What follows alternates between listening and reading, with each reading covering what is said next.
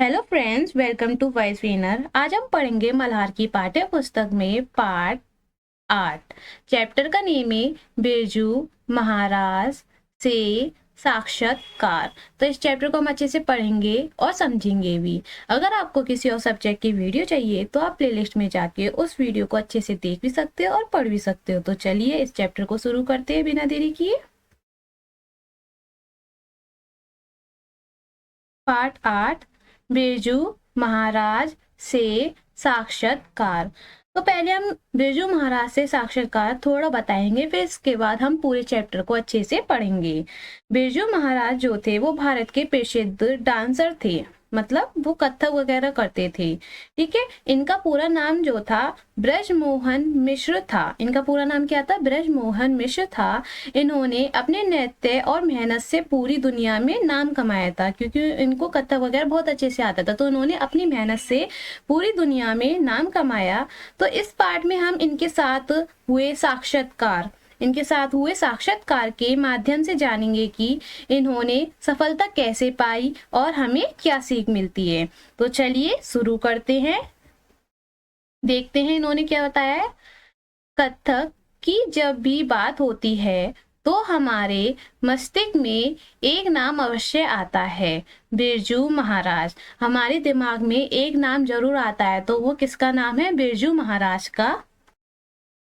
कथक की कला उन्हें विरासत में मिली थी। भारत ही नहीं बल्कि विदेशों में भी बिरजू महाराज का स्मरण उनकी मनमोहक प्रस्तुतियों के लिए किया जाता है। बिरजू महाराज का जीवन शास्त्रीय संगीत के रागों के सम्मान ही उतार चढ़ाव भरा था। अपने जीवन में प्राप्त सफलताओं के लिए उन्होंने कठिन साधना की थी। आइए आज हम पद्म विभूषण श्री बिरजू महाराज से मिले। इनसे हमारा परिचय करवा रहे हैं आपके जैसे ही कुछ बच्चे। तो देखते हैं। श्रेया, सुना है कि आपका बचपन संघर्षों से भरा हुआ था। अपने बचपन के बारे में कुछ बताइए। श्रेया बोलती है कि आपका बचपन जो था बहुत ही कठिनाइयों से भरा हुआ था, तो आप अपने बचपन के बारे में थोड़ा कुछ बताइए। कौन बोलती है? श्रेया। बिरजू महाराज बताते हैं, एक जमाना था जब हम लोग छोटे नवाब कहलाते थे। हवेली के दरवाजे पर 8 सिपाहियों का पहरा होता था। मेरे बाबूजी के देहांत के बाद आर्थिक परेशानियां बढ़ने लगी। जिन डिब्बों में कभी 3-4 लाख की कीमत में हार हुआ करते थे, वे अब खाली पड़े थे। जीवन में उतार चढ़ाव तो होता ही है, सब समय का चक्र है। संघर्षों के दौर में मेरी सबसे बड़ी सहयोगी मेरी माँ थी। कभी कर्ज लेते थे तो कभी पुरानी जरी की साड़ियाँ जलाकर उनके सोने चांदी के तार बेचते थे और गुजारा करते थे। नृत्य के कार्यक्रमों से भी कभी कभी पैसा आ जाता था। दिन में खाना खाते थे तो रात को कई बार नहीं भी खाते थे। अम्मा बार बार यही कहा करती थी, खाने को भले ही चना मिले या कुछ भी ना मिले, पर अभ्यास जरूर करो। तनुश्री क्या कहती है? आपने कथक किससे सीखा? उन्होंने मतलब वो पूछते हैं कि आपने कथक किससे सीखा, मतलब डांस किससे सीखा। तो बिरजू महाराज कहते हैं, बिरजू महाराज मेरे गुरु थे। मेरे पिता अच्छन महाराज और चाचा शंभू महाराज और लच्छू महाराज घर में चूंकि कथक का माहौल था, अतः औपचारिक प्रशिक्षण शुरू होने से पहले ही मैं देख कर कथक सीख गया था और नवाब के दरबार में नाचने भी लगा था।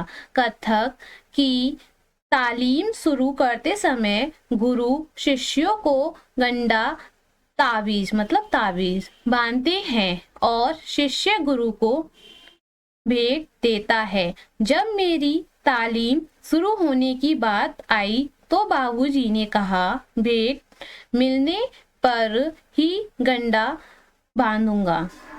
इस पर अम्मा ने मेरे 2 कार्यक्रमों की कमाई बाबूजी को भेंट के रूप में दे दी। गंडा गुरु और शिष्य के बीच पवित्र रिश्ता होता है। मैंने अब इस रस्म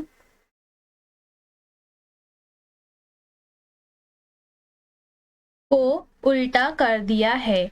कई वर्षों तक नृत्य सिखाने के बाद जब देखता हूँ कि शिष्य में सच्ची लगन है, तभी गंडा बांधता हूँ। तनुश्री, क्या पढ़ाई या दूसरे कामों के साथ साथ संगीत और नृत्य जारी रखना संभव है? तो बिरजू महाराज कहते हैं, यह तो अपने सामर्थ्य पर निर्भर करता है। मेरी शिष्या शोभना नारायण IAS अफसर है और अच्छी नर्तकी भी। मैं नृत्य के साथ साथ बजाता और गाता भी हूँ। बिरजू महाराज जो हैं वो डांसर भी हैं और गायक भी हैं। इसके अतिरिक्त नृत्य, नाटिकाएं और उनके लिए संगीत भी तैयार करता हूँ। मैंने जब नौकरी शुरू की तो मेरे चाचा ने कहा, तुम नौकरी में बट जाओगे, तुम्हारे अंदर का नर्तक पूरी तरह पनप नहीं पाएगा। पर मैंने दृढ़ निश्चय किया था कि महाराज बनना है तो उसके लिए मेहनत भी करनी होगी। मर्णिक, कथक की शुरुआत कब हुई? मर्णिक पूछता है कि कथक की शुरुआत कब हुई? बिरजू महाराज, कथक की परंपरा बहुत पुरानी है। महाभारत के आदि पर्व और रामायण में इसकी चर्चा मिलती है। पहले कथक रोचक और अनौपचारिक रूप से कथा कहने का ढंग होता था। तब यह मंदिरों तक ही सीमित था। हमारे लखनऊ घराने के लोग मूलतः बनारस, इलाहाबाद के बीच हरिया गांव के रहने लगे थे। वहां 989 कथिकों के घर हुआ करते थे। कथिकों का एक तालाब अभी भी है। गांव में एक बैरगिया नाला है जिसके साथ यह कहानी जुड़ी हुई है। एक बार 9 कथिक नाले के पास गुजर रहे थे कि 3 डाकू वहां आ चुके।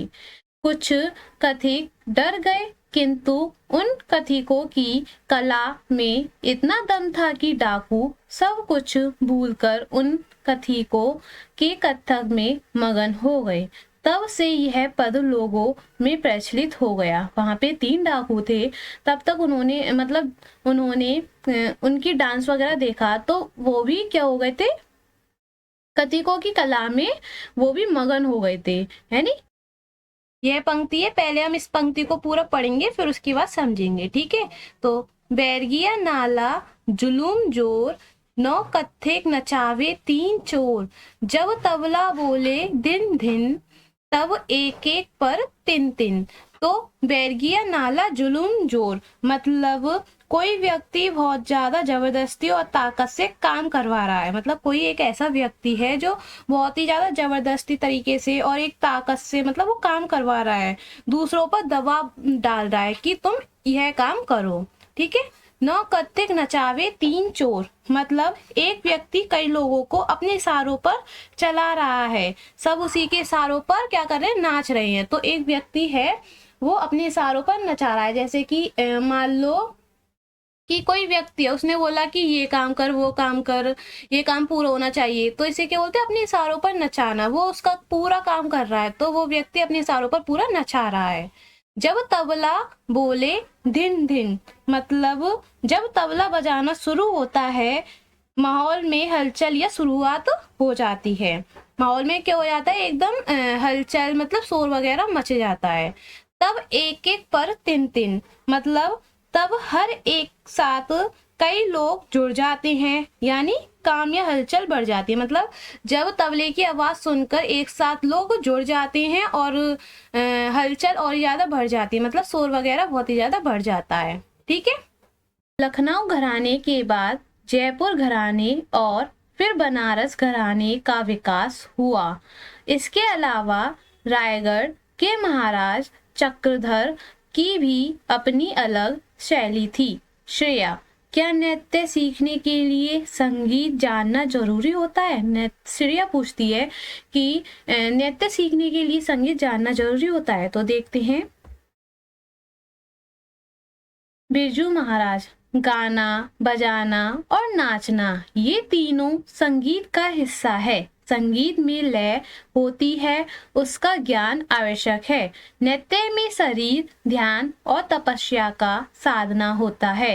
नृत्य करना एक तरह से अदृश्य शक्ति को निमंत्रण देना है, मतलब बुलाना है। कृष्ण, मेरे अंदर समाओ और नाचो। नृत्य ही नहीं, हमारी हर गतिविधि में लय होती है। घसियारा घास को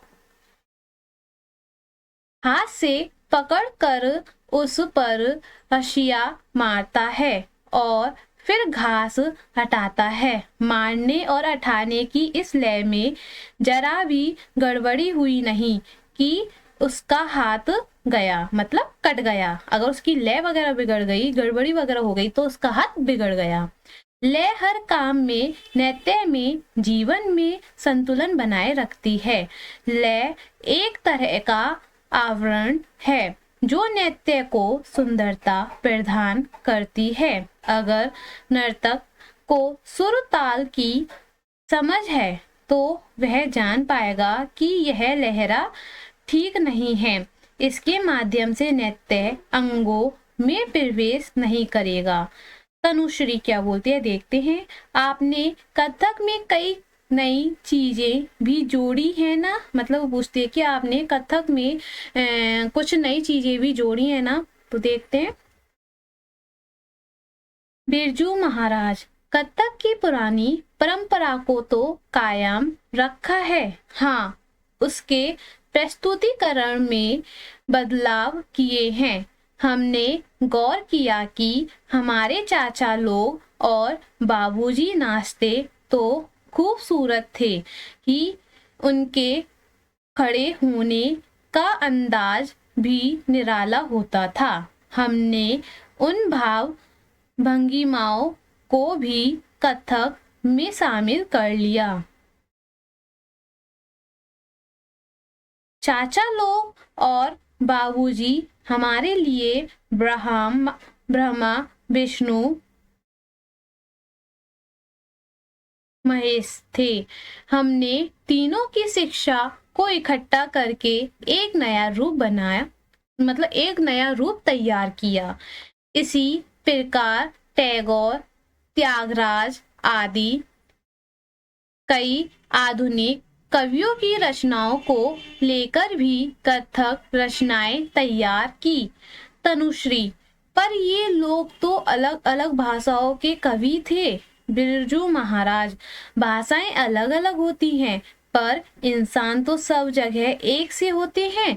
फ्रांस में एक दर्शक ने कहा, मैं नहीं जानता कि यशोदा कौन है। मैंने उन्हें बताया कि इस धरती पर सब माएँ यशोदा हैं और सब नन्हे बच्चे कृष्ण। बच्चे की जिद, रोना, उठना, बैठना सब जगह एक जैसा होता है। धीरे धीरे हमें अलग अलग भाषा, संस्कार और तौर तरीके मिलते हैं। चाहे नृत्य हो या कुछ और, परंपरा एक वृक्ष के सम्मान होती है जो सबको एक जैसी छाया और आश्रय देती है। उसके नीचे बैठने वाले अलग अलग स्वभाव के होते हैं। वृक्ष से लिए बीज को बोए तो समय आने पर ही एक और वृक्ष फलेगा। वह नया वृक्ष कैसा होगा, यह इस बात पर निर्भर करेगा कि उसे कैसी हवा, पानी और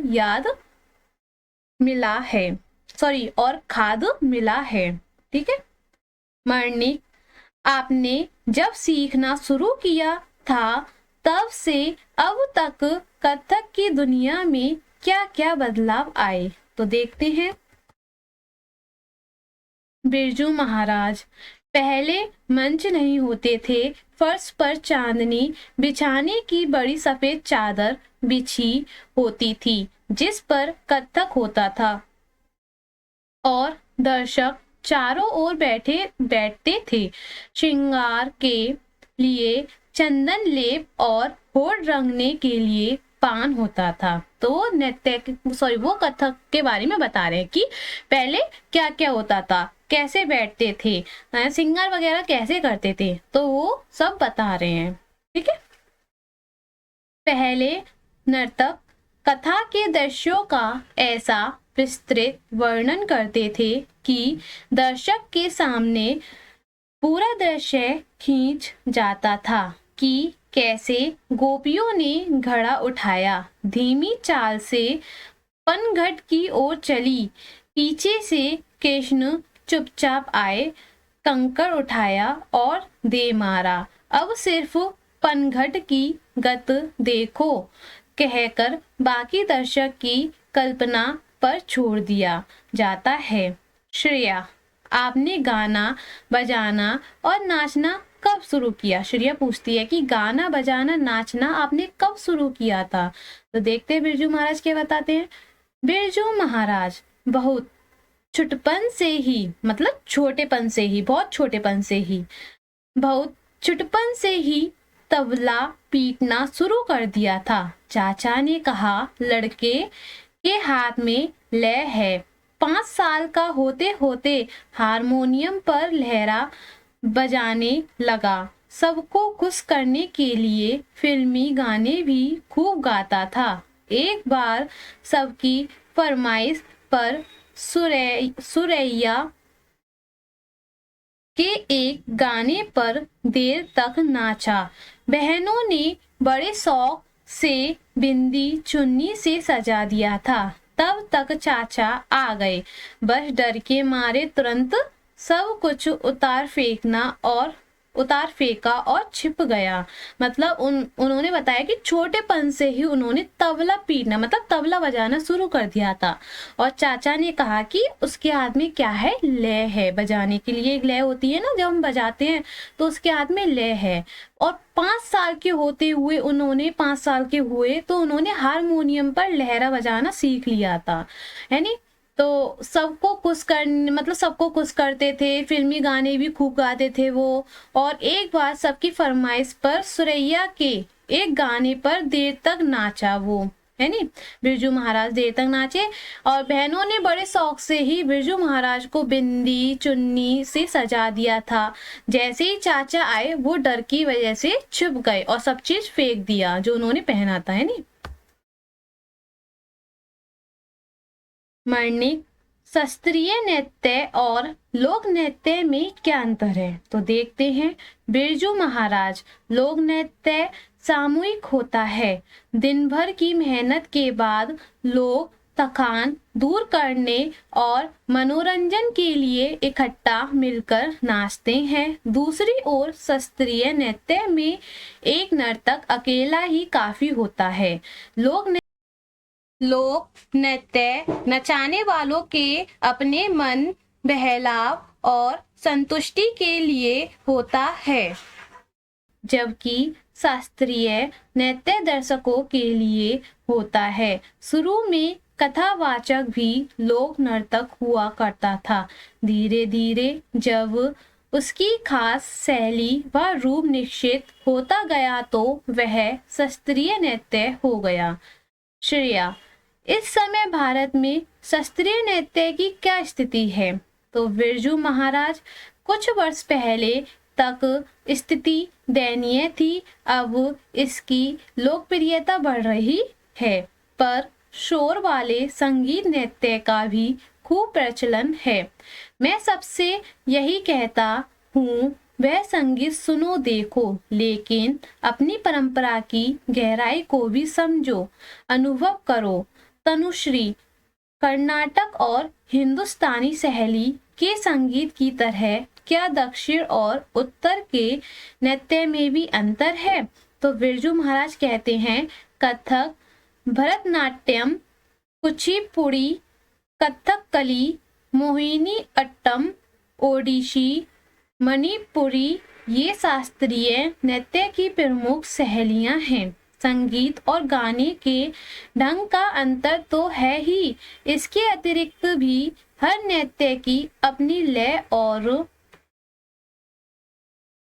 भाव भंगिमा है। कथक की भाव भंगिमा दैनिक जीवन से ली गई होती है और भरतनाट्यम में मूर्ति कला से भरतनाट्यम में दोनों भावों का इकट्ठा प्रयोग होता है और कथक में बारी बारी से ओडिसी और मणिपुरी में कोमलता है। कथकली में ओज है, कथक में दोनों हैं। कथक में गर्दन को हल्के से हिलाया जाता है, चिराग की लौ के समान। इसी प्रकार उंगलियां भी बहुत धीरे से हिलाई जाती है, जैसे घूंघट पकड़ने में या घूंघट उठाने में। उंगलियां जरा जारे से हिली नहीं कि चाचा जी तुरंत टोकते थे, घूंघट उठा रहे हो। या तंबू मरने, खाली समय में आप क्या करते थे? तो देखते हैं। बिरजू महाराज, खाली तो होता ही नहीं हूँ, नींद में भी हाथ चलता रहता है, मशीनों में मन खूब लगता है। अगर मैं नर्तक ना होता तो शायद इंजीनियर होता। कोई भी मशीन या यंत्र खोलकर उसके कल पुर्जे देखने की जिज्ञासा होती है। तुम्हें जानकर हैरानी होगी कि मैं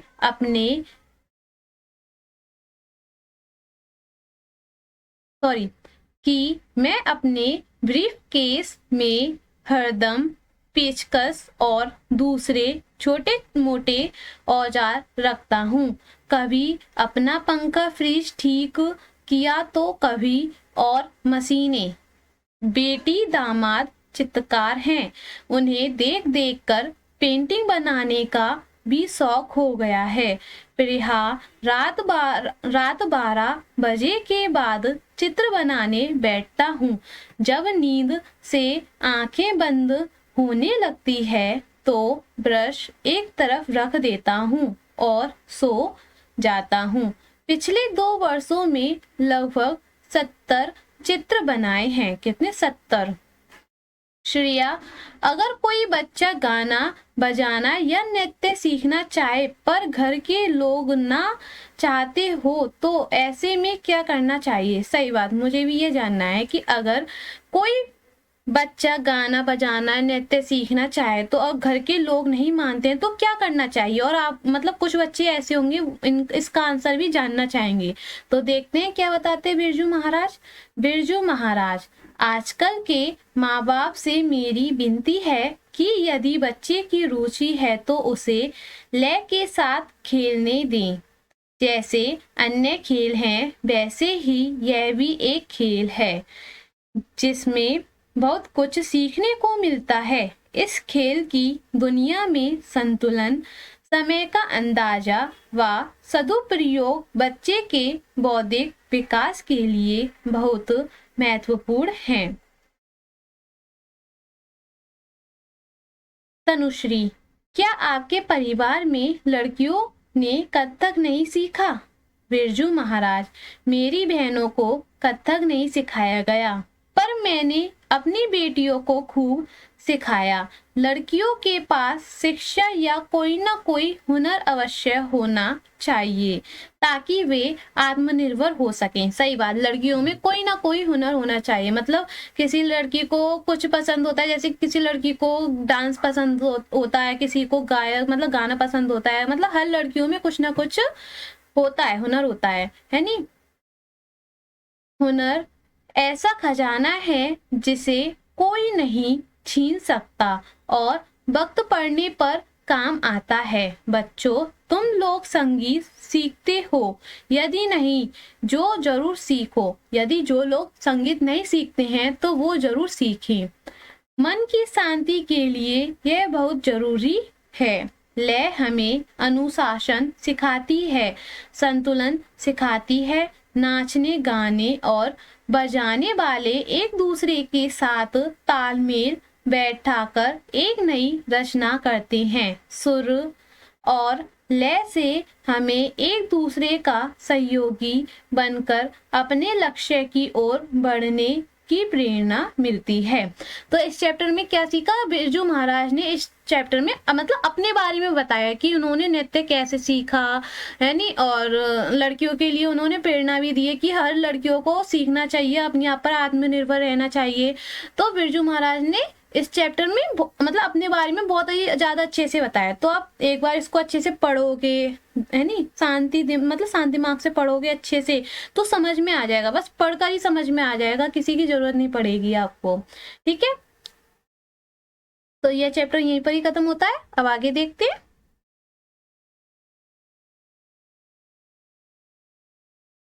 अगर वीडियो अच्छी लगे तो वीडियो को लाइक करें, चैनल को सब्सक्राइब करें, शेयर करना ना भूलें। Bye bye.